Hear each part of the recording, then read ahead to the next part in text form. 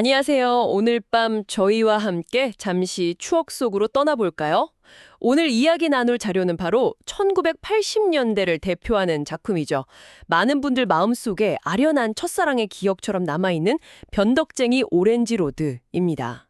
IT조선 기사나 나무위키 또 레디토랑까지 여러분께서 보내주신 여러 자료들을 보면서요. 이 작품이 왜 러브 코미디의 정석이라고 불리는지, 그리고 시간이 이렇게 흘렀는데도 왜 여전히 우리 마음을 그 시절 감성으로 물들이는지 그 이유를 한번 차분하게 따라가 보려고 합니다. 네, 편안하게 들어주세요. 네. 아마 듣고 계신 분들 중에는 특히 80년대, 90년대 청소년기를 보내신 분들이라면 아유카와 마도카 이 이름만 들어도 뭔가 가슴 한쪽이 아련해지는 그런 경험 있으실 거예요. 이게 단순한 추억팔이가 아니고요. 이 작품이 남긴 문화적인 어떤 흔적들 또 후대 작품에 미친 영향까지 자료들을 보면서 좀 입체적으로 살펴보겠습니다. 그 시절로 같이 가보시죠. 좋습니다. 그럼 바로 그 시절로 한번 가볼까요? 변덕쟁이 오렌지 로드. 이 제목부터가 뭔가 설레면서도 알 수 없는 그런 느낌이 있는데요. 어떤 이야기였는지 기본 정보부터 짚어주시겠어요? 네, 이건 마츠모토 이즈미 작가 작품이고요.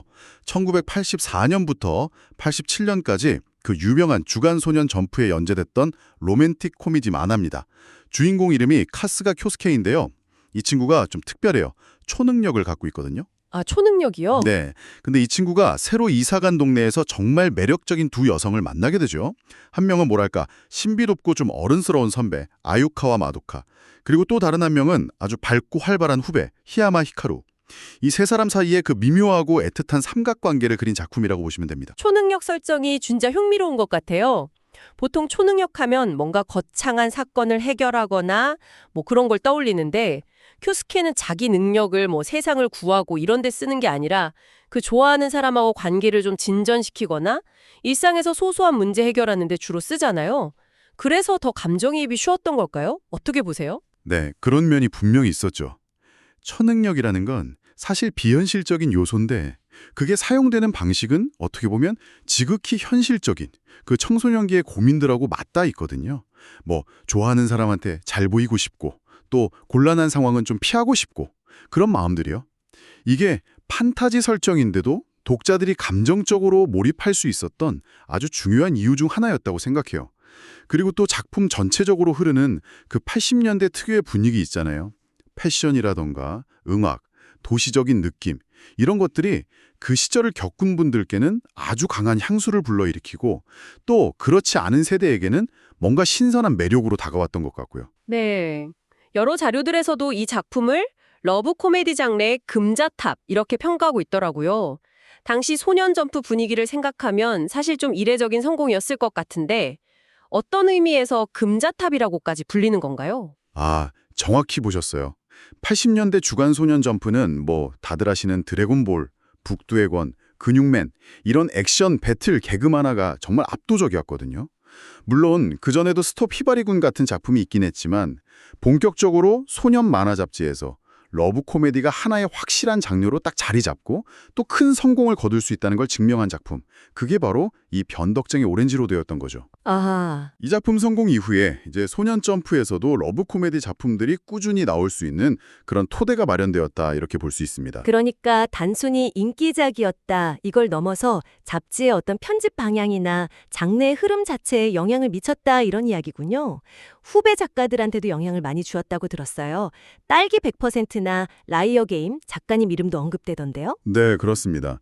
딸기 100%의 카와시타 미주키 작가님이나 라이어 게임의 카이타니 시노부 작가님 같은 분들이 마츠모토 이즈미 작가에게 영향을 받았다고 알려져 있죠. 특히 그 미소녀 캐릭터를 아주 매력적으로 그리는 방식이라던가 주인공이랑 여러 히로인들 사이의 관계를 섬세하게 묘사하는 부분에서 그 영향을 좀 엿볼 수 있는 것 같아요. 뭐 단행본 누계 판매량이 2천만 부를 넘었다는 것만 봐도 당시 이 작품이 얼마나 파급력이 컸는지 짐작할 수 있죠. 와, 2천만 부 대단하네요. 그리고 이 작품의 인기를 이끈 가장 결정적인 요소를 꼽으려면 역시 아유카와 마도카를 빼놓을 수가 없겠죠.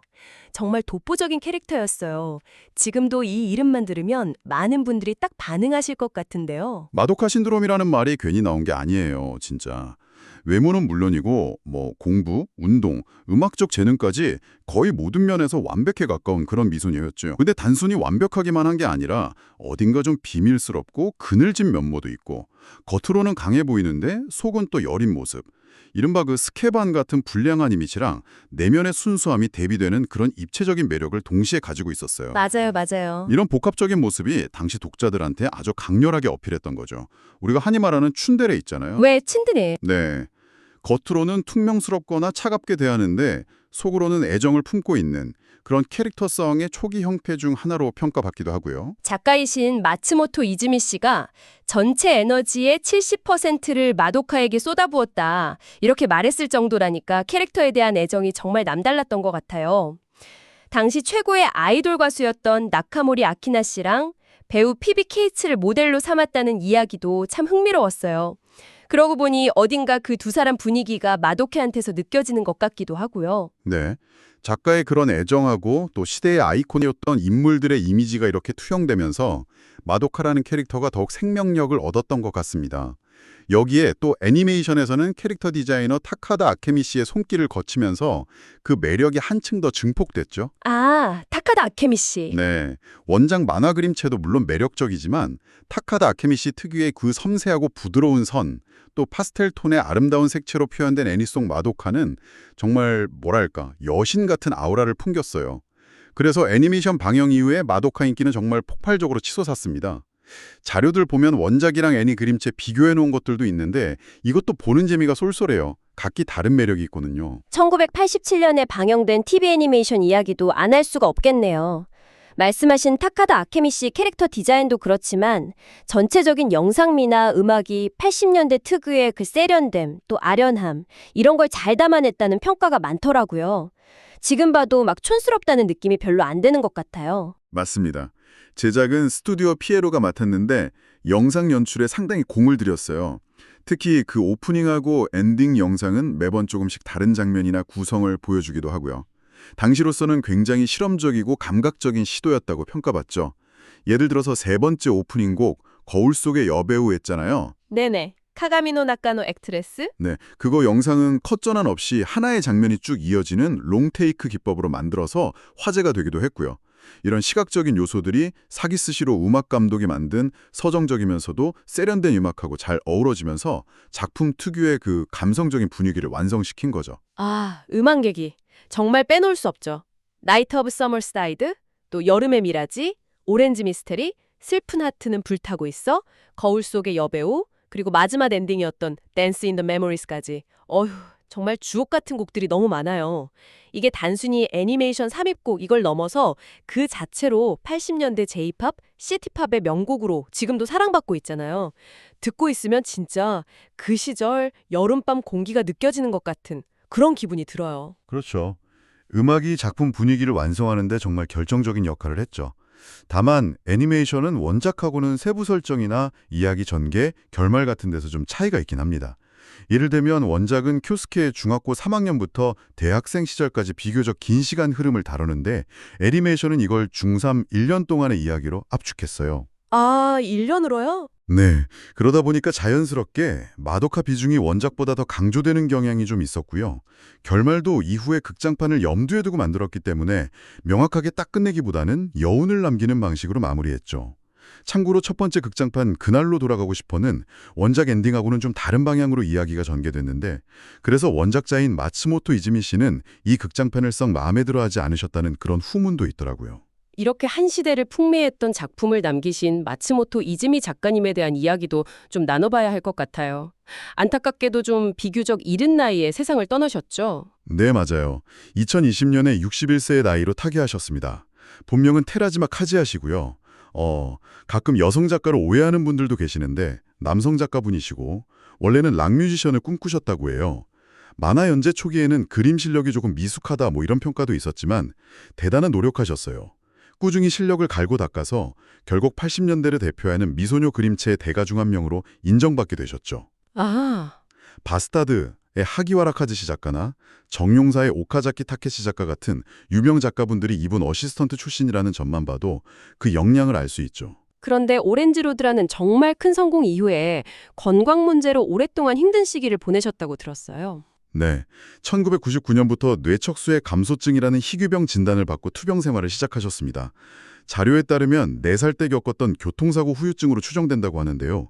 이게 뇌랑 척수를 감싸고 있는 뇌척수액이 아주 미세하게 새어나오면서 극심한 두통이나 현기증, 전신 피로감 같은 걸 유발하는 병이거든요. 아, 그렇군요. 창작 활동을 거의 못 하셨어요. 2000년대 중반에 잠시 상태가 좀 좋아져서 활동을 재개하시기도 했는데 안타깝게도 병세가 다시 악화돼서 결국 2020년 10월 6일에 세상을 떠나셨죠.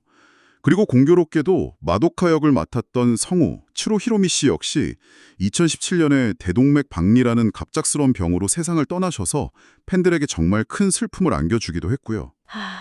작가님 개인적으로는 참 고통스러운 시간이었겠지만 그분이 남기신 이 변덕쟁이 오렌지로드와 마도카라는 캐릭터는 정말 시간을 초월해서 여전히 많은 사람들에게 위안과 설렘을 주고 있네요. 자료를 보니까 작가님 본인도 그 힘든 투병 생활 중에 마도카 덕분에 치료비나 생계를 유지할 수 있었다, 이렇게 긍정적으로 생각하셨다는 내용이 있어서 그나마 조금 마음이 놓이는 것 같기도 합니다. 어떻게 보면 본인이 창조한 캐릭터가 마지막까지 작가님에게 힘이 되어준 셈이네요. 네, 그런 셈이죠. 이 작품 한국에서도 인기가 정말 대단했어요. 정식으로 소개되기도 전부터 아름아름 팬덤이 형성될 정도였으니까요. 저도 어릴 때 그 해적판 만화책이랑 비디오 테이프로 처음 접했던 기억이 나요. 맞습니다. 80년대 말, 90년대 초반에 정식 루트가 아니라 해적판 만화책이나 불법 복제 비디오 테이프 이런 걸로 국내에 소개되기 시작했는데 당시 청소년들 사이에서 그야말로 컬트적인 인기를 누렸습니다. 아까 이야기 나눴던 OST 역시 정식 발매 앨범이 아니었는데도 불구하고 복제된 테이프나 CD, 소위 백판이라고 하죠. 그런 게 유통될 정도로 정말 많은 사랑을 받았고요. 일본 내에서는 매종일각 같은 먼저 히트한 작품의 영향 아래 있다, 이런 시각도 일부 있다고는 하던데요. 근데 한국에서는 이 작품을 통해서 본격적인 일본식 러브 코미디 혹은 그 세련된 시티팝 감성 같은 걸 처음 경험한 경우가 많아서 그런지 그 임팩트가 훨씬 강렬했던 것 같아요. 그래서 유독 한국 팬들한테는 더 각별한 작품으로 기억되는 그런 측면이 있는 것 같습니다.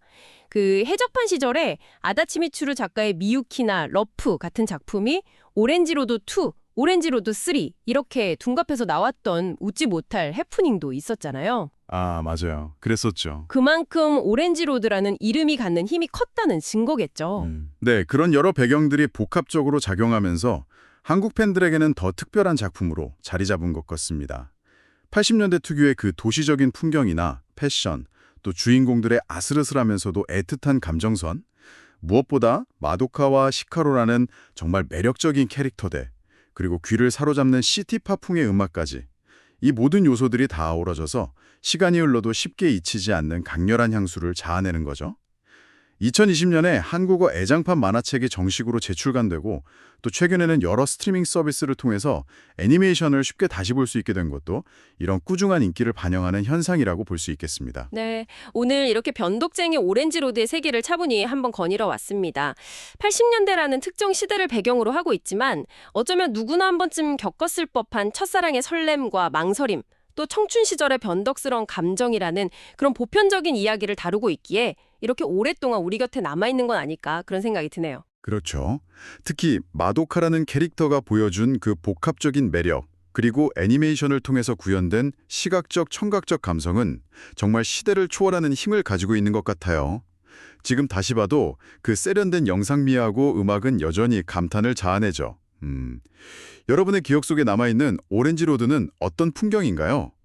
큐스키랑 마도카가 처음 만났던 그 계단, 아니면 세 사람이 함께했던 어느 여름달의 바닷가일까요? 오늘 밤 잠시 시간을 내셔서 댄스 인 더 메모리스 같은 곡들을 다시 한번 들어보시는 건 어떨까요? 어쩌면 잊고 지냈던 여러분만의 소중한 추억 속 장면들, 그때의 감정들이 문득 되살아날지도 모릅니다. 아련하고 또 조금은 설레는 마음으로 오늘 밤을 마무리하실 수 있기를 바라면서 저희는 여기서 인사드리겠습니다. 편안한 밤 되십시오.